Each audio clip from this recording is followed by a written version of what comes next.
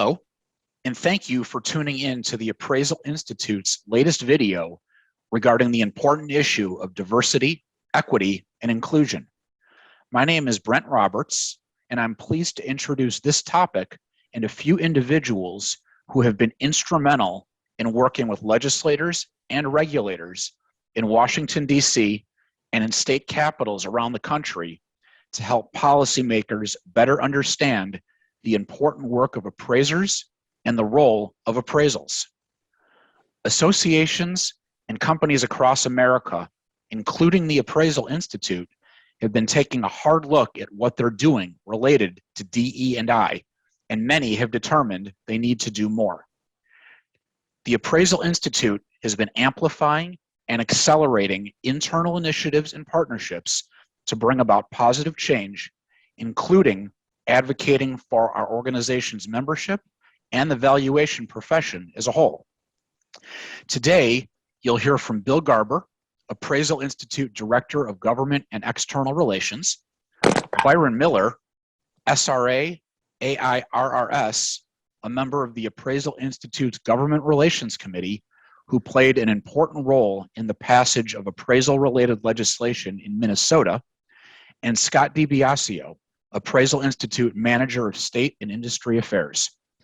I'm now pleased to introduce Bill Garber, who will discuss federal legislation related to bias and DE&I. Bill? Thanks, Brent. We've been very active on federal outreach to members of Congress, congressional committees, federal agencies, and stakeholder organizations on the issues of housing equity and diversity and inclusion in housing, and including appraisal. The issue is not new. It goes back many generations. As a policy topic, it's been hot and a very active topic of discussion really the last 2 to 3 years on Capitol Hill. There were oversight hearings on real estate appraisal matters where there were several questions and a lot of commentary and exchange of ideas in 2018-2019 period. And the Institute's staff has been reaching out to congressional committees, oversight processes, really engaging in a dialogue about diversity, inclusion, equity in housing and how appraisers fit in and how we're part of the solution. The Appraisal Institute has been talking through several different issues with congressional staff. One relates to matters of the ecosystem that real estate appraisal exists within. Part of the mortgage lending process that involves underwriting, appraiser selection, appraisal review, loan processing, and loan servicing, and guidelines that exist from agencies, enterprises, from the secondary market, from the investor community that relate to the appraisal process. So appraisal doesn't exist within a silo. It's part of a larger ecosystem. There's a lot of interaction with other players. So if appraisal's addressed or discussed, we need to make sure, and we've tried to emphasize this, that stakeholder organizations in the larger ecosystem are a part of that discussion and looking at those solutions. The issue of diversity in appraisal too has been looked at, and there is a lot of work to do on diversity within appraisal. The congressional committees have been looking at ways to explore how diversity can improve and strengthen, providing funding or looking at alternative pathways for entry into the appraisal profession. This is really culminated in legislation that's been proposed in the current session of Congress. It is referred to as the Real Estate Valuation Fairness and Improvement Act, HR 2553, which has the support of the Appraisal Institute. It would establish a task force amongst federal agencies, enterprises, stakeholder organizations with an advisory committee to look at all of those sets of issues. Appraisal process and procedure within financial institutions, look at issues regarding methodology within lender guidelines or collateral underwriting requirements, and also address issues of diversity in the appraisal space. It would provide $50 million specifically to fund entry into the appraisal profession through various outlets, including historically Black colleges and universities. The legislation has been approved by the House Financial Services Committee and awaits final floor action. in the House of Representatives, and there's discussions occurring on the Senate right now about introduction of a companion bill in the Senate. And this would likely be part of any kind of housing legislation moving forward, or part of a larger social infrastructure package that's been discussed recently in Washington. There are a couple other bills too that relate to DE&I and housing equity issues that I want to mention, and also have the support of the Appraisal Institute. The second piece is the Fair Lending for All Act, HR 166, which essentially is a fair housing legislative boost and improvement effort that would provide updates to the Equal Credit Opportunity Act, the Home Mortgage Disclosure Act, in particular to combat discrimination on the basis of sexual orientation and gender identity, and establish an Office of Fair Housing testing to combat discrimination. So it would provide additional resources to address recent fair housing concerns. The third piece of legislation is one that appraisers may be familiar with from past sessions of Congress, the last session in particular. The portal for appraisal licensing is HR 7688. Now, this bill has a larger intention. It is attempting to stand up a system for appraisers to renew or obtain licenses and certifications through a central clearinghouse or portal, one-stop shopping for appraiser licensing, if you will. But within the last year, there's been discussions about how this issue of diversity within appraisal could be addressed or improved through that particular effort.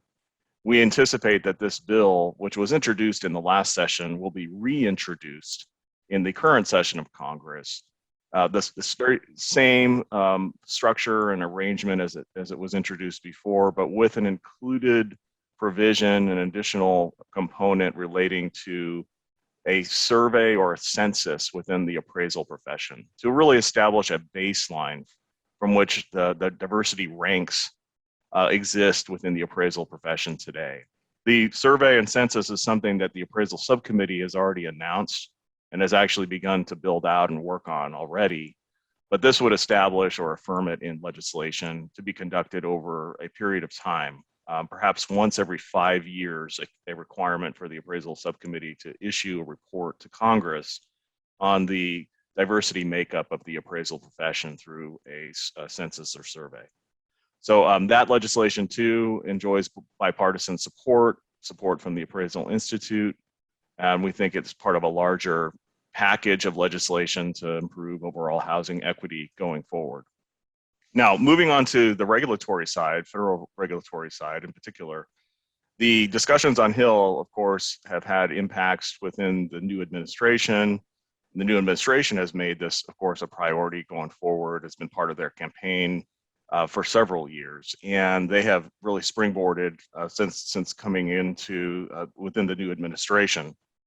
There is a new task force that's been formed by the Biden administration. Really, it mirrors, it's not identical, but it mirrors the task force that is envisioned under the HR 2553 legislation to involve federal agencies to conduct an assessment and review of appraisal policy and procedures.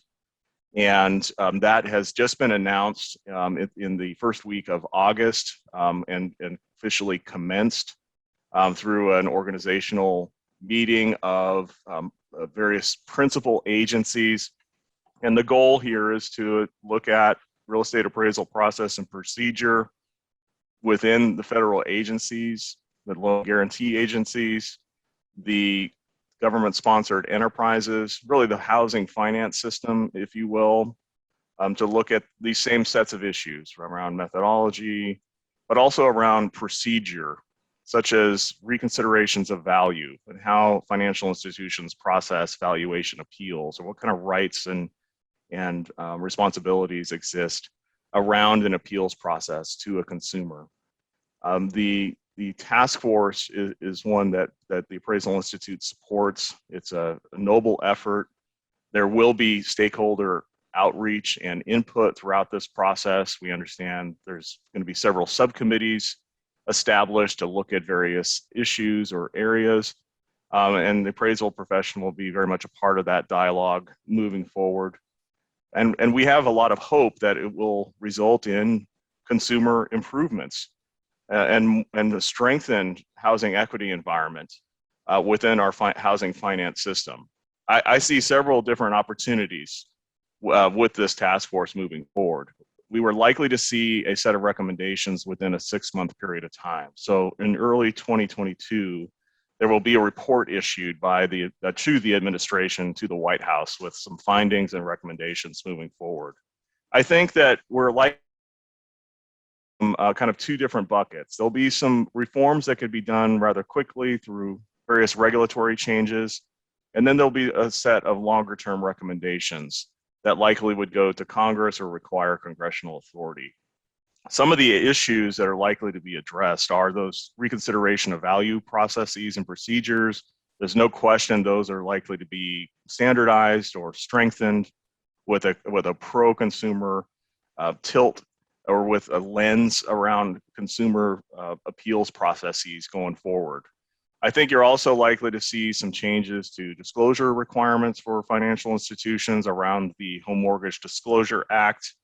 You're going to likely see some potential changes to the interagency appraisal and evaluation guidelines within these realms. We're hearing a lot of discussion about automation, automated valuation models, and sort of how that fits into the equity equation. There's been a longstanding provision of the Dodd-Frank Act on AVM quality control standards that has not been deployed by the bank regulatory agencies to this point. We understand there's been some discussions about trying to build that out, and I think the housing equity piece is likely to be a part of those discussions. The automation issue as a whole has been discussed as whether there's some quality control checks that might look at issues of bias within the marketplace. There's always a level of question around automated systems because those are largely based on similar types of procedures around the sales comparison approach, but maybe on a more hyper level. So there's a lot of questions around the AVM space in particular. So I think most prominently, there's a set and an opportunity for the Appraisal Institute to really help shape and weigh in on these pro-consumer and housing equity proposals. I see a lot of opportunity ahead to really springboard into a really favorable position for appraisers. I think there's opportunities to really talk about the ecosystem, appraiser selection processes, how reviews are conducted within financial institutions, the review process themselves, really opportunity for professional appraisers who are ethical, that are well-trained, and are providing well-supported opinions of value to really stand out in the marketplace. That's really one of the overriding goals here, is to produce more credible appraisals to support the housing market itself. So I'm going to stop there, and we look forward to engaging with the appraisal community going forward. Thank you, Bill. That was very timely and informative. Next, you'll hear from Byron Miller, SRA, AI-RRS, about an important piece of Minnesota legislation that directly impacts appraisers. Byron? Well, thank you, Brent and Bill. As many of you are probably aware, there's been quite a bit of media attention on appraisers currently. Most of our media attention as of late is focused on racially biased valuations. I'd like to take a minute or two to discuss what the Appraisal Institute is doing on a state level to address this important issue. The Appraisal Institute's Government Relations Committee put forth a draft policy regarding discrimination and valuation bias that was approved at the National Board meeting in May of 2021. It indicates that valuation bias and discrimination have no place in real estate appraisal or the valuation process. Moreover, it outlines measures, legislation, and policies that states can implement to try to eliminate the racial valuation bias. There are many different types of bias, and there's often confusion when discussing. With that in mind, AI's Government Relations Committee, or GRC, clearly defines a terminology to address racial valuation bias. Now keep in mind, while most of the current media focus is on negative bias, bias can be positive, negative, or neutral. Think about a preference you have towards your favorite soda pop. That is a positive bias. The ARGRC defines racial valuation bias as having three components. The first is explicit, the second is implicit, and the third is structural. The first valuation bias is explicit. It is self-explanatory. That is, it's overt bias. The second, implicit bias, is also referred to as unconscious bias in the popular media. The implicit bias is a decision you make without realizing it. An example of implicit bias is driving home and not remembering the route you took to get there. The media tends to focus on implicit bias and its components. The third is structural bias, which is a bias that is cooked into the appraisal ecosystem, as Bill mentioned previously.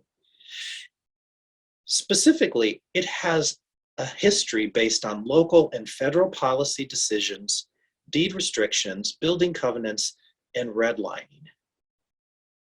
Given this guidance by the National GRC and the Appraisal Institute's Board of Directors, the North Star chapter of the Appraisal Institute's Government Relations Subcommittee put forth legislation to address this issue in the 2021 Minnesota legislative session. Minnesota SF 1020 was signed by Governor Walz the first week of May in 2021. One of the provisions of SF 1020 related to valuation bias and continuing education, or CE. Specifically, it defines racial valuation bias, as I mentioned previously, as having those three components: explicit, implicit, and structural. And it requires Minnesota appraisers to take a valuation bias or discrimination course as part of their CE in an effort to raise awareness. This legislation is one of the first steps that we are taking on a state level. Additionally, we're working with multiple partners to see what else we can do to raise awareness and ACE this issue. Now, this ACE concept is something that we have brought forth, and it's very important. It is an acronym, and it indicates that we accept this issue, that we collaborate with others to be impactful, and we educate to raise awareness. So with that, I thank you for your attention, and I turn it over to Scott Dibiasio to discuss specific state initiatives. Thank you, Byron, for that excellent insight into the Minnesota legislation. And as you've indicated, we'll now hear from Scott Dibiasio, who will provide details regarding pending legislation in California, along with updates about related actions in other states. Scott? Thank you, Brent. Not surprisingly, state legislators across the country have taken notice of the stories that have been reported, alleging that appraisers have devalued properties based upon someone's personal characteristics. Several measures have been proposed that are intended to ensure that all appraisers have formal exposure to the concepts of explicit, implicit, and structural bias. Many of these proposals are also intended to clarify the rights and responsibilities of consumers who feel that they have been harmed by an appraiser based upon their personal characteristics. The most comprehensive of these measures is California Assembly Bill 948, the Fair Appraisal Act. Introduced by Assemblyman Chris Holden from Southern California, this bill has several different components, all of which are supported by the California chapters of the Appraisal Institute. AB 948 would require that notice be provided in all sales contracts and loan documents that any appraisal of the subject property must be unbiased and not influenced by improper or illegal considerations, including any consideration by the appraiser of the generally recognized protected personal characteristics. The bill also requires the State Bureau of Real Estate Appraisers to change their complaint form to include a checkbox asking if the complainant believes that the appraisal that is the subject of the complaint is below market value. BREA is required to collect and report to the legislature demographic data regarding complaints that allege low valuations based upon personal characteristics. Further, AB 948 mandates that appraiser pre-licensing education must include 1 hour of instruction in cultural competency, and appraiser continuing education must include 2 hours of elimination of bias training, as well as 1 hour of cultural competency training. Lastly, the bill makes it a violation of the state's appraiser licensing law for an appraiser to consider any of the generally recognized protected personal characteristics, and makes it a violation of the California Fair Employment and Housing Act for an appraiser to discriminate on the basis of these same protected characteristics. AB 948 has already passed the California Assembly and is now being considered in the Senate. In addition to the measure under consideration in California, Minnesota and New York have recently enacted new requirements for appraisers to complete pre-licensing and continuing education related to valuation bias and fair housing. Other measures are being considered in Illinois and New Jersey that would re-emphasize that it is illegal for an appraiser to develop a value opinion based upon protected personal characteristics, and will require the state board to revoke or suspend the license of an appraiser who has been found to have engaged in discriminatory conduct. These bills also clarify the role of state appraiser regulatory authorities in bias-related complaints. There is no doubt in my mind that we will see many more state legislative and regulatory proposals on this topic in the coming months and years, and it will be important for AI professionals to be actively involved in their development and consideration. Please monitor the AI website and AI publications for their most up-to-date information regarding state legislative and regulatory activity on this important topic. Thank you. Thanks, Scott. Clearly, these issues are being addressed around the country, and it's vital for the Appraisal Institute to continue. Our organization will proudly continue its strong advocacy on behalf of its membership and the valuation profession as a whole. This video is the second in a multi-part series, so stay tuned to AI's social media channels in the coming weeks and months, as we'll be sharing additional updates and timely content. Thank you for watching.